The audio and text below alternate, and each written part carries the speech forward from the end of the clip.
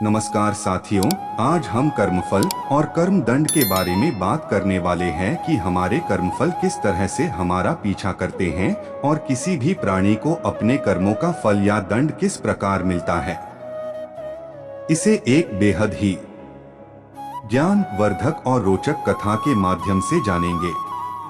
पर श्रीमद् भगवत गीता में भगवान श्री कृष्ण ने कहा है कि किसी भी प्राणी को उसके द्वारा किए गए अच्छे या बुरे कर्मों का फल भोगना ही पड़ता है, यहाँ तक कि उसे अपने कर्मों के अनुसार मिलने वाले फल को इस जन्म के साथ साथ अगले जन्म में भी भोगना पड़ता है। कोई भी इसके परिणाम से बच नहीं सकता है। आज की यह कथा जो मैं आपको सुनाने जा रहा हूँ, यह कथा बहुत ही ज्ञानवर्धक और प्रेरणादायक कथा है। जो लोग इस कहानी को पूरे मन से और दिल से सुनते हैं, उनके घर में कभी भी कोई क्लेश उत्पन्न नहीं होगा। उनके घर में हमेशा सुख और शांति बनी रहेगी। उनके घर में माता लक्ष्मी का सदा आगमन रहेगा। साथियों, इससे पहले कि आप इस ज्ञानवर्धक कथा में खो जाएं, अगर आप इस चैनल पर नए हैं तो चैनल को सब्सक्राइब करके नोटिफिकेशन ऑन कर लीजिए ताकि आने वाले नए वीडियो की नोटिफिकेशन सबसे पहले आप तक पहुंचे।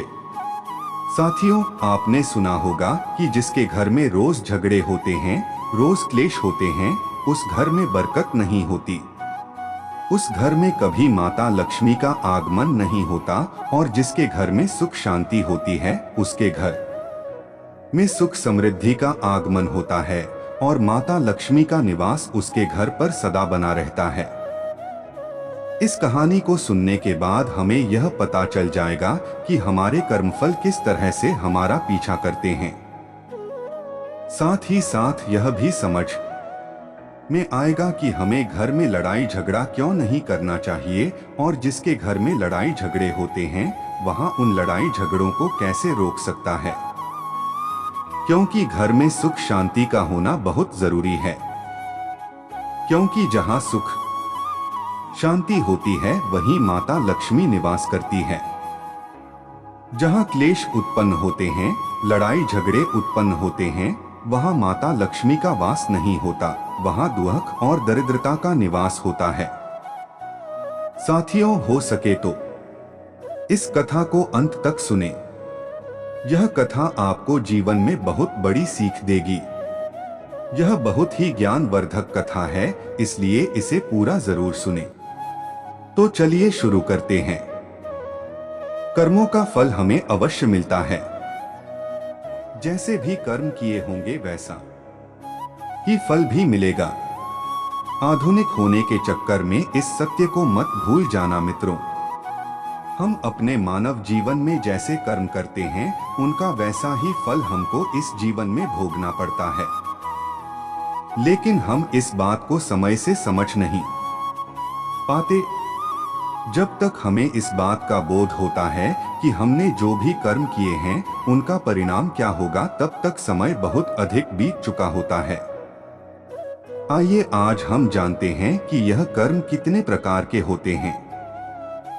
हम बताना चाहते हैं कि आप हमारे चैनल पर नए हो तो लाइक, कमेंट और सब्सक्राइब जरूर करें। आपके एक लाइक से ही हम मोटिवेट होते हैं और हमें प्रेरणा मिलती है। हमारे भारत में कई महापुरुषों ने कर्म के विषय में कई शोध किए हैं।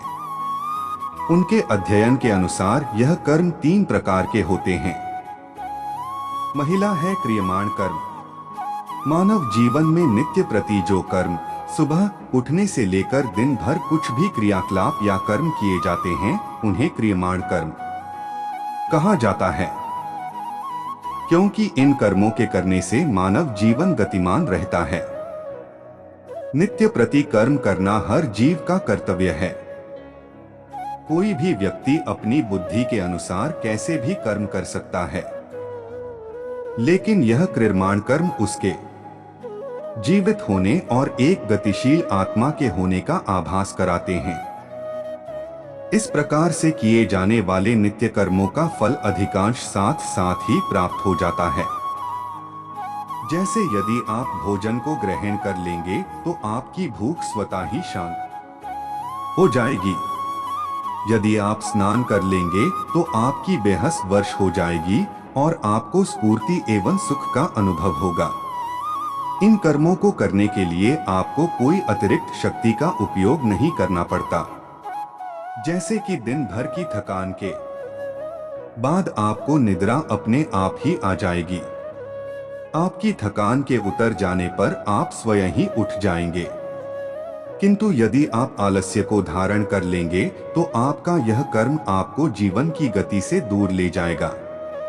आपको इसके दुष्परिणाम भी भुगतने पड़ेंगे। इस प्रकार से किए जाने वाले कर्म क्रियमाण कर्म कहलाते हैं। दूसरा कर्म है संचित कर्म।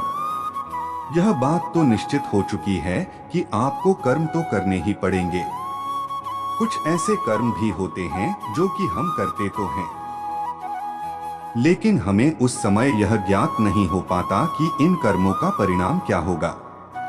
इस प्रकार से हम कुछ ऐसे कर्म भी करते हैं जो हमारी दृष्टि से बिल्कुल सही एवं सटीक होते हैं, किंतु प्रकृति, समाज एवं अन्य प्राणियों के दृष्टिकोण से उचित नहीं होते।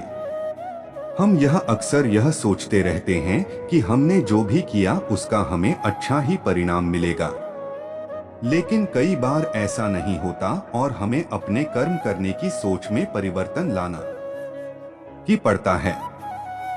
इस प्रकार से कर्म करते हुए कुछ ऐसे कर्म भी होते हैं जो कि हमारे चित्त की अंतर्दशा में जाकर एकत्र हो जाते हैं। साथ ही उन कर्मों का फल भी चित्त में ही विद्यमान हो जाता है। मिलते हैं नेक्स्ट वीडियो में। जय श्री कृष्ण।